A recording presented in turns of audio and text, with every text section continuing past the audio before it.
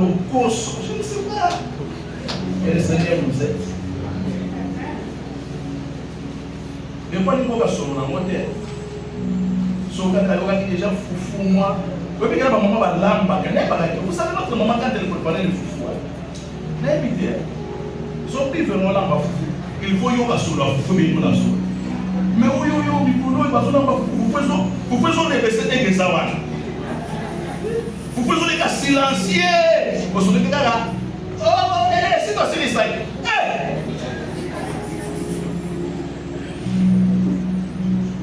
Mais on prépare des foufous là. Ah non! Où il y a sur le monde, tu peux me dire petit.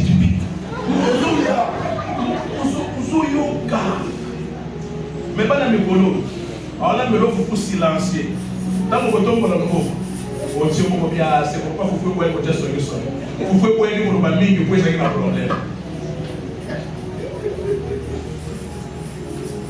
Amen. Elohim entre dans cette dimension-là. Elohim maintenant a l'odorat. Il a maintenant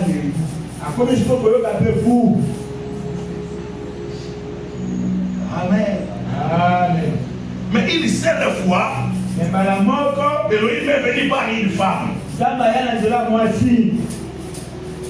C'est ça le mystère de la parole faite chair.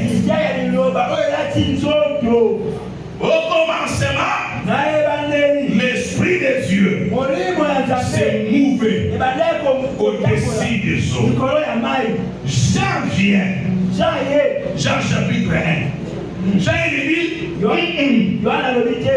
commencement était la parole. Mais Jean, ton grand frère, ton père, Moïse, il n'a pas dit ça. Moïse a dit, au commencement, l'Esprit s'est mouvé au-dessus des eaux. Yoann lui dit, au commencement était la parole. Il dit non, je ne contredis pas mon ennemi. Je suis en train de vous expliquer pour éviter les confusions des petits et des grands et. Je s'explique. Il dit, les paroles que je vous ai annoncées sont esprit et vie. Au commencement, l'esprit s'est mouvé au-dessus des eaux. Océan, Mboua. C'est pas que tu vas monter. Dans la Bible, le rôle du journal. Nous avons la zone de Canada, avec des hérésies. Toi, écoute ce que j'ai dit. Le Père, ce domaine ici, qui est éternel, ne connaît pas de grâce. Amen. Amen. Dans ces dimensions ici, il n'y a pas de repentance. Dans cette dimension ici, il y a la justice. Quand on a comme ouverture de la vassaux, les livres de ces quand il parle du Père, il s'agit de ses origines. Je suis sorti du Père. Il s'agit de Simba Yambo, Simba. Il s'agit de ses origines. Parce que le Père, c'est l'origine. Le Fils, c'est la continuité. Le Père, c'est la source. Le Fils, c'est la rivière. Amen. Est-ce que ça va? Amen. Est-ce que ça va? Amen. En hébreu, le Père, c'est Abba. Le Fils, c'est Abel. Oui, on dit Abba. Maintenant, le Fils, c'est Ab. Mais Abel. Dans l'hébreu, il y a Bina. Happy. No, I know you know you as I don't let me know. L'homme qui est toujours aime. Moi, nous sommes là sur la gueule. Lui, aime-les. C'est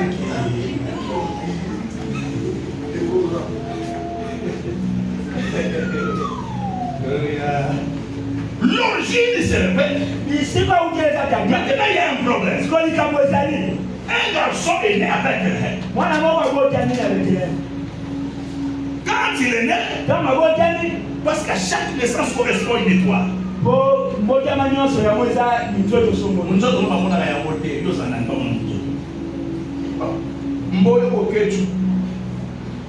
Même nous autres, nous faisons l'amour, mais et mon amandé.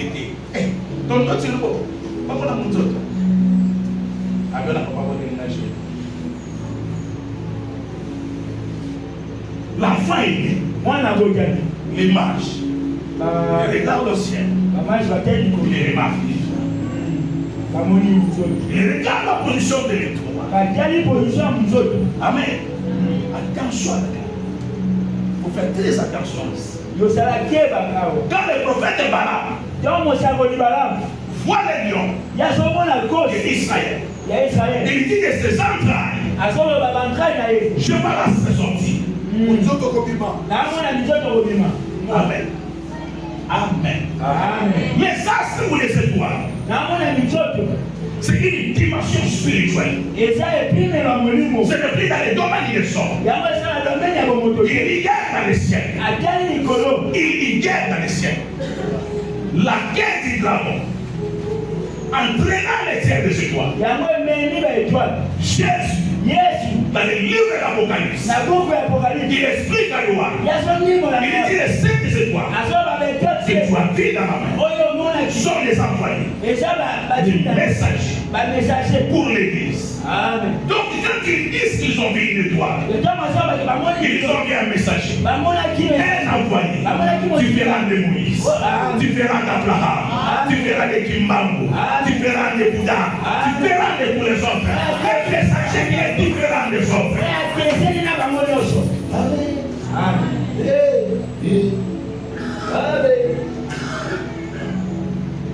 Cet enfant-là est né. On arrive chez eux. Hérode pose des questions. Sans guérir de la situation. Il disait Hérode, oui, nous avons remarqué quelque chose. Dis-moi, Matthieu, chapitre 2, je crois que c'est ça, Matthieu. Est-ce que ça va? Amen. Est-ce que ça va? Amen. Mais les attaques, on va déformer. Avant d'aller à Kaouka.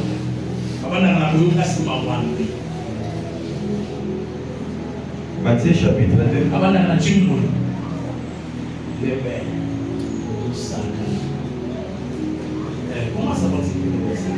Jésus est né à Bethléem en Judée. Au temps du roi Hérode, voici des mages d'Orient arrivèrent à Jérusalem. Et dirent, où est le roi des Juifs qui vient de naître? Où est le roi des Juifs qui vient de naître? Car nous avons vu son étoile en Orient. Et nous sommes venus pour l'adorer. Voilà, français n'est pas compliqué. Babitam Kolomwe pour la mission Toye. Pour la loi où il y a Bodamio. Toyo Salam. Oh. Voilà ma vie. Ma vie est Toye. Ma vie est Toye. Pour l'adorer. Tu adoreras l'Éternel. On va dire qu'on adoration. Depuis ce qu'Hérode a su son. Les chefs aînés. Le roi aîné, ce n'est pas un problème. Ce n'est pas un problème. Il ne deviendra pas roi 5 ans. Il ne deviendra pas roi 10 ans. C'est un bébé. Moi, Hérode, il me reste par exemple 20 ans. Après moi, mon fils aussi peut prendre le bébé. En attendant que ce roi se possède les tout. Mais là n'est pas le problème. Mais le problème, c'est lorsque l'adoration intervient dans la chose. Les mages sont des milliardaires, des millionnaires. Ils ont des biens précieux. Ils ont de l'or. Ils ont des mille. Ce sont des hommes ayant une certaine position à l'époque. Malgré les rangs, les connaissances mystiques, les connaissances ésotériques, ils noirs sur blanc au noir. Nous sommes venus, pas contempler seulement le roi, mais nous sommes venus adorer le roi. Qui est ce roi? L'enfant qui vient de naître, le bébé qui vient de naître. C'est ça la gravité de la situation. C'est ça les problèmes. Les sujets d'adoration n'habitent pas au milieu des hommes. Les sujets d'adoration de naître dans d'autres dimensions. Toutes les divinités, ils n'ont pas d'intérêt parmi les hommes. Il faut soit les invoquer pour qu'ils te répondent. Tous les esprits qui se sont proclamés divinités, mais ces divinités viennent de naître, sont descendues d'une femme, entre dans la dimension de la temporalité des hommes. Raison pour laquelle nous avons quitté le Nobia. Nous sommes venus ici pour la Seigneur grave. Ces mages-là, ils ne viennent pas avec l'adoration Malobapamba. Ils apportent les offrandes au roi qui est né. Le roi du regarde toute la richesse qui est entrée dans son palais royal. Cette richesse va sortir. C'est-à-dire toi et l'autre. Tu ne mérites pas nos hommages. Tu ne mérites pas notre adoration. Tu ne mérites pas nos offrandes. Tu ne mérites pas ça.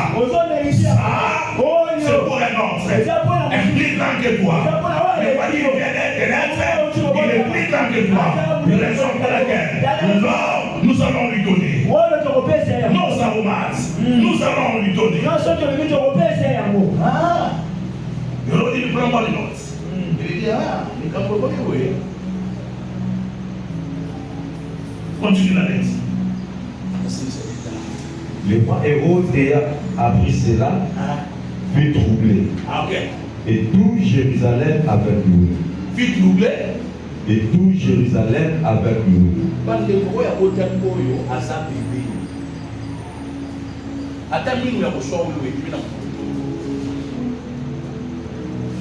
La Bible déclare le roi Hérode fut troublé à cause de ce que je vous dis. N'oubliez pas qu'Hérode c'est un païen. Il avait ses dieux. Il a fait sa propre divinité aussi. Il s'apprécie une force invisible pour soutenir son royaume et sa puissance. Il régnait parce que dans le domaine des esprits, il avait un certain soutien. Mais quelle est cette divinité qui entre parmi les hommes dont je n'ai pas compris?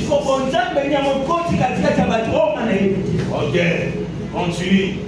Il assembla tous les principaux sacrificateurs et les scribes du peuple. Il assembla tous les souverains sacrificateurs. Et les scribes. Amen. Amen. Amen. Amen. Amen. Amen. Oh, il faut tout sangana, les gambolo qui t'attendent. J'aime ça. J'aime ça. Quand on appelle Tadamo Stamboka Badi, ah ouais, kuna namboka bilobe bolukana, nous sommes Kinshasa, nous y est aux yeux. Bawa mboka baluki bandako mabadisi, nawa be so les choses à dire.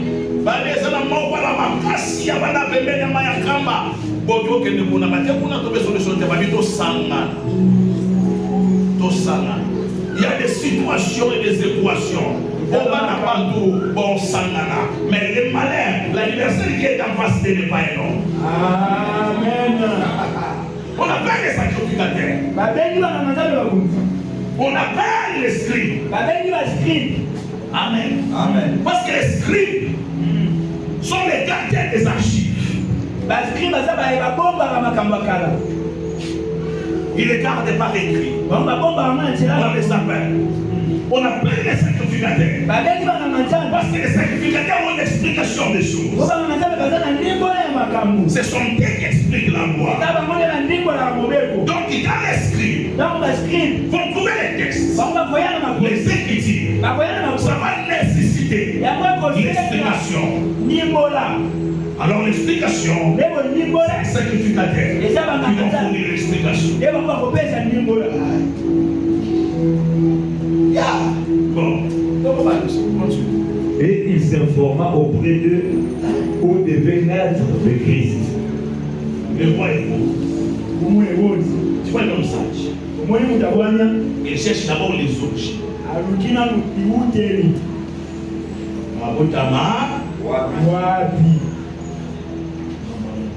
Continue.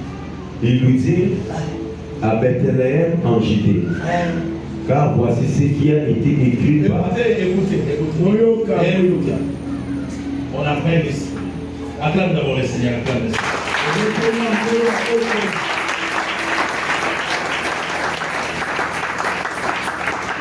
Tu n'as pas le droit de dormir. C'est un corps. C'est un corps. L'unique fois déjà enseigné sur la divinité, c'était au début de ce ministère. Et celui qui m'a précédé, c'était le frère Kaboza. À part ça, je n'ai plus prêché la divinité jusqu'à 7 ans. J'en ai resté la suite. Même à Kinshasa, je n'ai pas prêché la divinité. Toutes ces années. Alors écoute-moi. Je suis dans la grâce de l'Éternel. Les scribes, qu'est-ce qu'ils disent? À Bethléem en Judée. Voilà. Car voici ce qui a été écrit par le prophète. Il s'agit de quel prophète? Il s'agit du prophète Michée. Qu'est-ce que Michée dit? Et toi, Bethléem, terre de Juda, tu n'es certes pas la moindre entre les principales villes de Juda. Bethléem, c'était une petite ville. La plus petite. Elle était négligée à cause de sa superficie. Ce jour-là, le matin, le prophète s'élève. Il s'élève, il s'élève. Il dit aujourd'hui, je vais prophétiser pour la plus petite d'entre les villes. Je vais annoncer à cette ville, à partir d'aujourd'hui, sache que tu n'es pas la moindre. Tu n'es pas la plus petite. Pas parce que tu n'as pas les gens. Pas parce que tu as de l'or. Pas parce que. Toi, on ne peut pas te négliger. Parce que de toi, sortira. Amen. Bethléem n'a pas de diamant. Mais celui qui est né à Bethléem va attirer les diamants à Bethléem. Bethléem n'a pas de l'or. Mais celui qui est né à Bethléem va attirer de l'or à Bethléem. Bethléem n'a rien de précieux. Mais celui qui est né de Bethléem va attirer des choses précieuses à Bethléem. Laisse-moi te dire, tu n'as pas de voiture, tu n'as rien, tu n'as pas de position, mais ce qui est en toi va attirer des choses. On va chercher des choses. Et car de toi sortira un chef qui pètera Israël, mon père. Alors Hérode fit appeler en secret les mages. Écoute. Le problème avec les scribes, ils n'ont pas donné ce que Michée a prophétisé. Bakati verset. Pour verset, c'est qui somme. Le roi a déjà la canne. Donc, si vous fumez Michée, donc vous avez Michée. C'est un petit problème, hein? Donc, il n'est pas un Michée. Michée, vous savez que Michée. Si ma femme non soit Michée, ça y est. On a dit que le temps n'a pas eu de Michée. Sauf comme les Michée, comment on a chapitre 5 Michée chapitre 5. Et toi, Bethléem Ephrata. Et toi, Bethléem Ephrata. Ah, Bethléem. Petite entre les milliers de Juda. Petite entre les milliers de Juda. Mareta Juda, Bajia Basa. Mareta Juda, Bakenda Komo, Basa. Toi, dans ce milliers-là, tu es petit. Mais ne t'en fais pas. Wande logo tata masaki na côté. Wande logo mama asanga. Wande logo noko asanga. Oh basanga ande yo.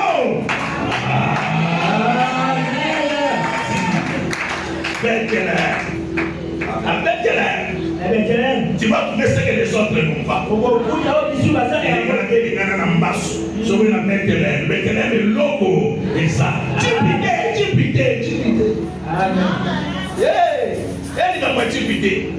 Oh, c'est un nene. Oh, pasteur la parole à quelqu'un dans mon doigt, c'est là. Pasteur la sarati kapeste et kandi pasteur nous c'est pour nous voir qui beka. On a parlé à daddy, hello côté. À Bethléem Ephrata. Amen.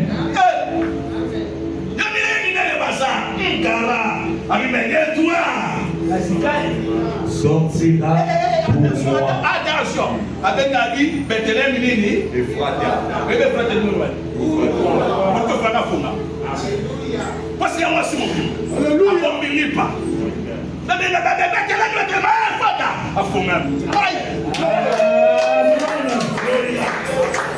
La Bible, numéro 9. Je suis dans mon numéro. Ya, continue. De toi sortira pour moi. De toi sortira pour moi. C'est lui qui dominera sur Israël.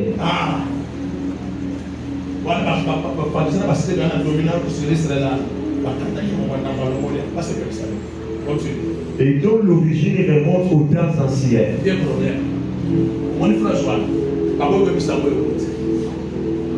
les origines remontent aux temps anciens.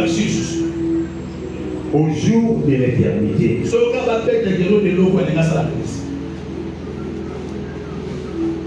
Un roi païen les appelle au sujet d'un bébé. Il les interroge. Et que vous êtes les gardiens de vos archives. Vous êtes les sacrificateurs. Je vais une explication. Quelque chose vient de se passer dans cette ville. J'ai besoin d'éclaircissement. Les sacrificateurs entrent. Les scribes entrent. Les scribes ouvrent. Michée chapitre 5. Il lit. Il regarde les sacrificateurs. Les sacrificateurs lui disent ah mon paga. Oh yo. Il c'est yango. Tika yango. Mela yango. Il se dit au ici que mon toit a condamné l'eau. Mais ces jours remontent aux temps anciens, au jour de l'éternité. Et ça du boma. Nakasa pale royal oyo to imate. To zenama, to kufa. Bosu kisana ekaka. Donc on a bougé la radio, on a beaucoup piloté. Il y a un monsieur qui a été construit dans la bango. Surtout pas ici. Mais pourquoi ils doivent se limiter là? Pourquoi ils ne l'avaient pas ajouté?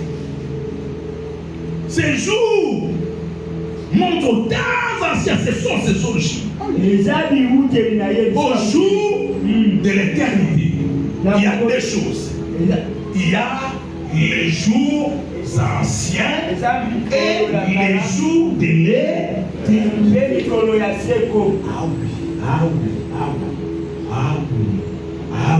Aux jours anciens, il est sorti. Il est entré dans les jours.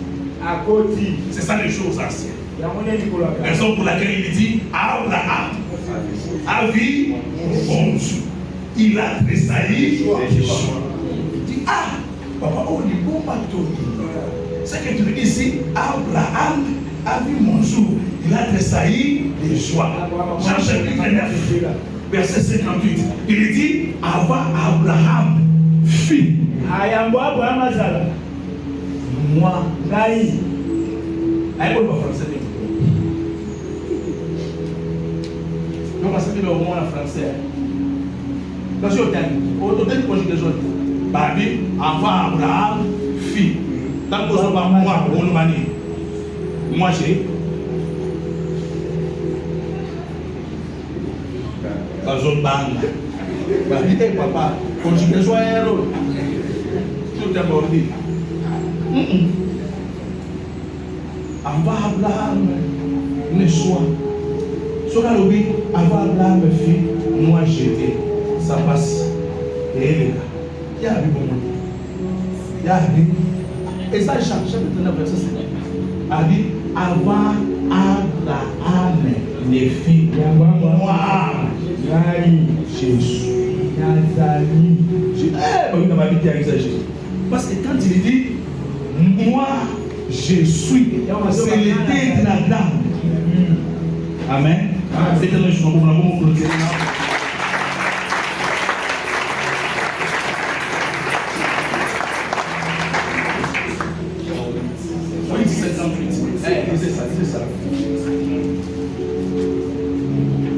Jean 8, 58. Jésus leur dit, en vérité, je vous dis. En vérité,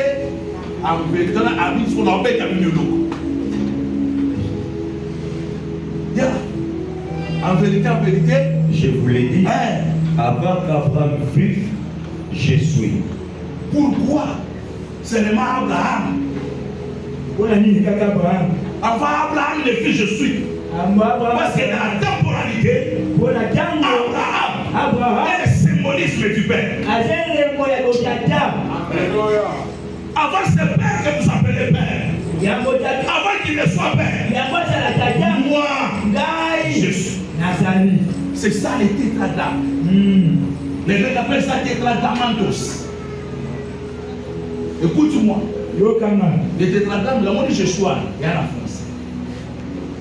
Naki E, Naki Hébreu, les A, Y, H, W, H. Ce qu'on va français, qu'on va prononcer, parce que pas par Hébreu, mais dans la Congo ensemble. Au retard, la Congo ensemble, pamba, il y a un mauvais comment. Ce qu'on est Congo, il y a une consonne.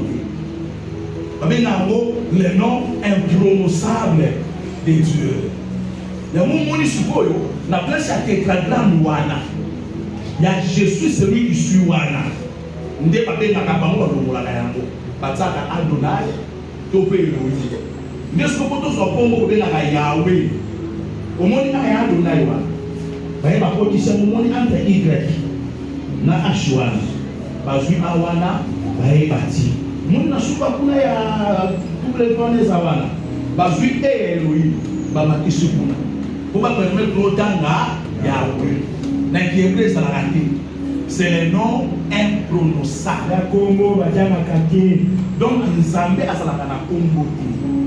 A Otamate pose la Congo. Tant soit son côté la Katsabana na Bato. A Otami na Moisi. A Deba Beshe Soko. Amen. Avant Abraham. Moi, toi-même, tu n'as même pas 50 ans. Tu prétends avoir une vie. Abraham, ça y est. Pour avoir Abraham, il faut avoir 5. C'est la vie. C'est la vie. À partir de 50 ans, donc on a possibilité. Donc à partir de 50 ans, donc on a une possibilité au plus au monde à Abraham. Mais yo sommes à 50 ans au monde Abraham pour Abraham a un colo. Le monde Abraham nous avons. Pour le monde Abraham il faut aussi l'amour.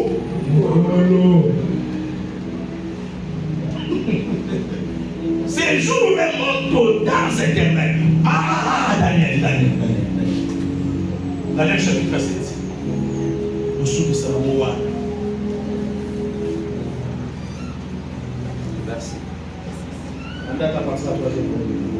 Daniel chapitre 7, verset 3. Et 4 grands animaux sortirent de la mer, différents l'un de l'autre. Les 4 grands animaux sortis de la mer. Qui sort de la mer, c'est qui est pour loin. Ce sont les peuples de l'âme. Le premier était semblable à un lion et avait des ailes d'aigle. Je regardais jusqu'au moment où ses ailes furent arrachées. Il fit enlever des terres et mit debout sur ses pieds comme un homme. Et un cœur d'homme lui fut donné. Et voici, un second animal était semblable à un ours et s'étendait sur un côté. Il avait 3 côtés dans la gueule, entre les dents, et on lui disait verset 6. Après cela, je regardais, et voici un autre était semblable à un léopard, et avait sur le dos 4 ailes comme un oiseau. Ma papoune est 4, quand les hommes de grand Koufa, on remplacé par 4 successeurs, par Généron. C'est là. On sait que la table de cette année, ça me dit, on sait que là. Donc, ça n'a plus non, amour, on lit la Bible. Au moins, il y a tant de Bible là, on s'en ramasse. On a pas de TV, parce qu'on a la Bible, on a un autre côté. Et moi, je suis dans notre côté de bon. Il faut que je tourne. Moi, je suis dans la mission. Na matonya. C'est normal qu'on matonya ça va pas musu sur au côté pour que nous la carte au petit tubenda au courbe au mikuti place de l'autre côté pays si pas ça n'a pas pour lui c'est ça fait n'a pas point au donc il m'a rond point oh rond point quand je suis bien annuel oh c'est de tout faire sous c'est de monnaie comme tout comme les gars à ce les gars qui sont à côté à ce que ça soit pas mal fou à demi ici quand il est très bon.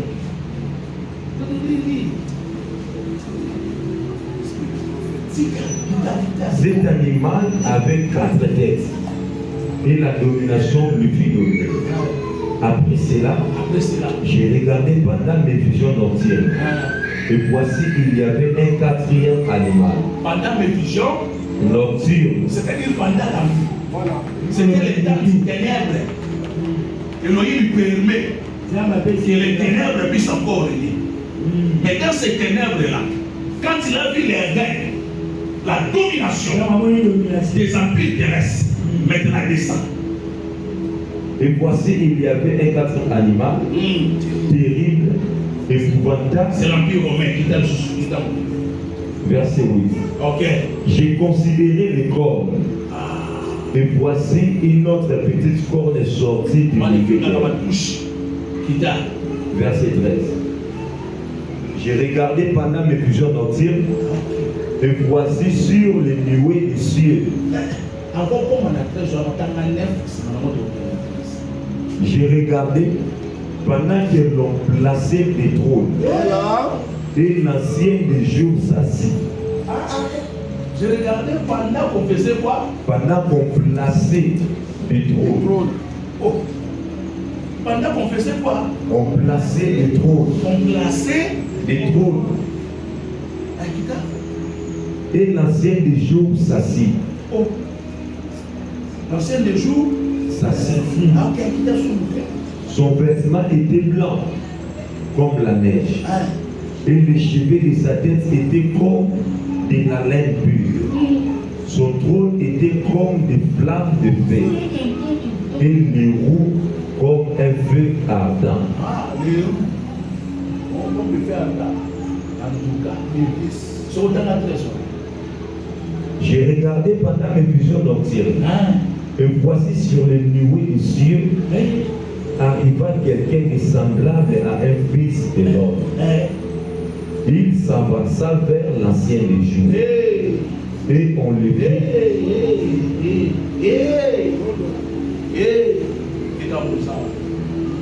Quand moi, je suis la Bethléem, tant que tu as Michel, Michel, c'est ce que moi, je suis il y a des mots anciens du jour.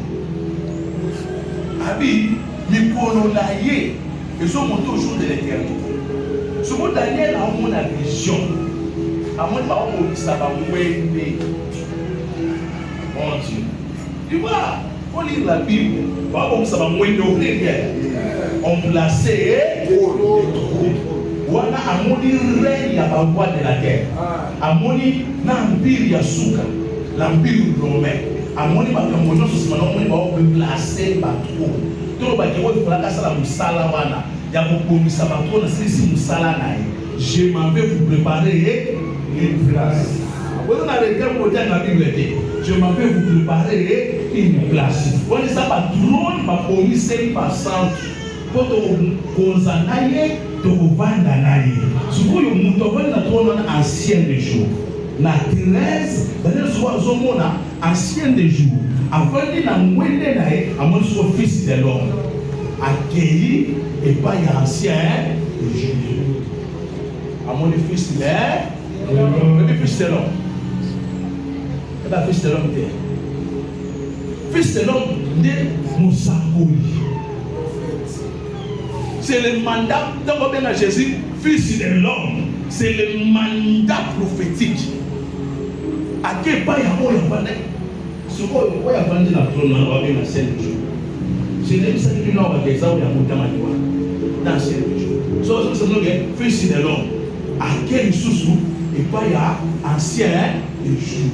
Ces choses et lieu c'est un mouvement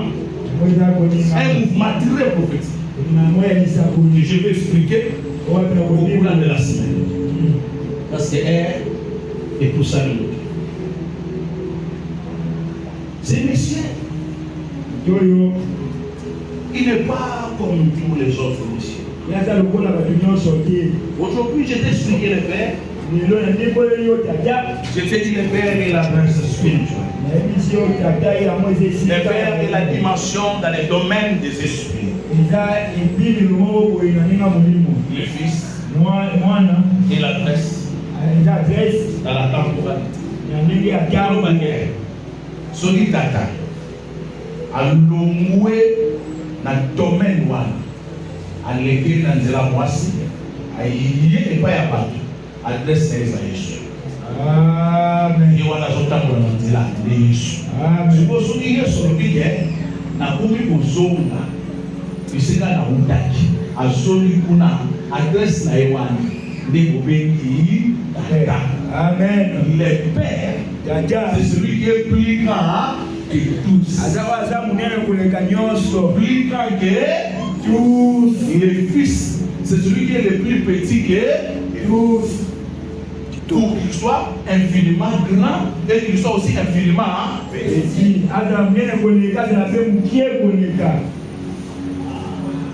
Est-ce que tu es local? Le local est souvent au local. Bako bale kaye na munene te bale kaye pe na munene samba sa munene koleka banso samba sa pe mukie koleka banso tabo kokula obeba nini na yesu awa.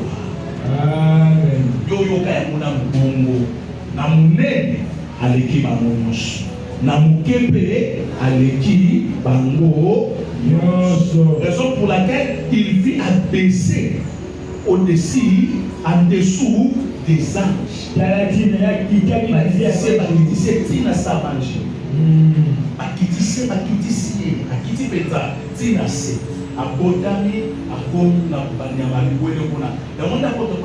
Parce qu'il s'est humilié en acceptant la mort de la croix.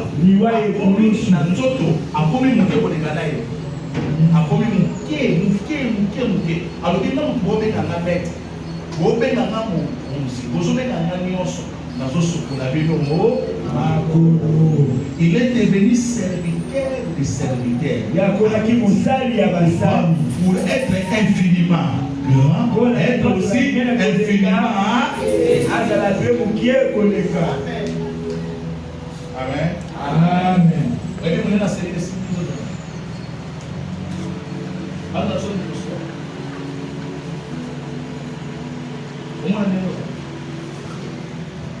Mais vous allez comprendre ces choses. Aujourd'hui,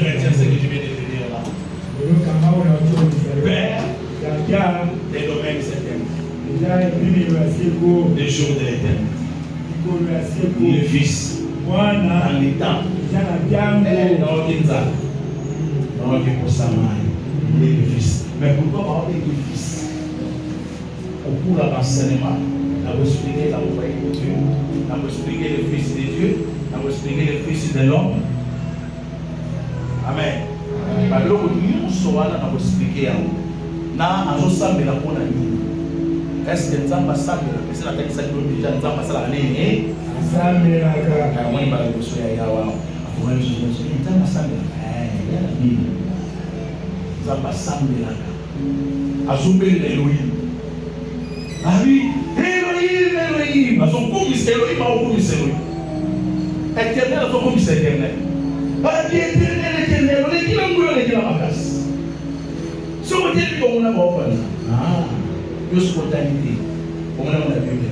Nous savons que Zamba semble la rater, à vous semble la langue ou pas gagne, pas comme ça vous choisissez.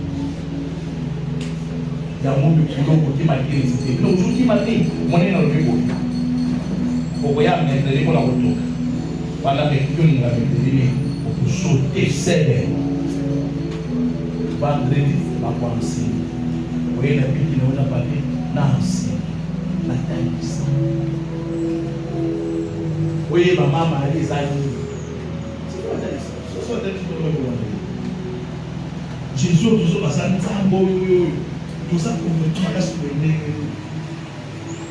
mais on va passer à l'esprit des amis. Pour l'enseignement, on a ça, jardin des livres scellés, l'analysation. Gloire à Dieu, par la vie. Moi, je suis à la vie pour vous, il y a la place à la vie pour vous, les amis. C'est la vie pour vous. Que le Seigneur vous bénisse. Amen. Nous avons la tête. Papa Tambouli Naye, pour les bébés, ils n'ont pas compris. Jusqu'à ce qu'il est venu par le Seigneur sur vous, s'il vous plaît. Que Dieu te fasse grâce. Oh, maintenant, ça relève de la maturité. Les gens se souviennent que, oh, elle a foutu, elle a mis. Mais demande à Dieu de te faire grâce. Oh, yo se solide, et c'est l'esprit à quoi à se solide. Oui, tu pries, Dieu demande.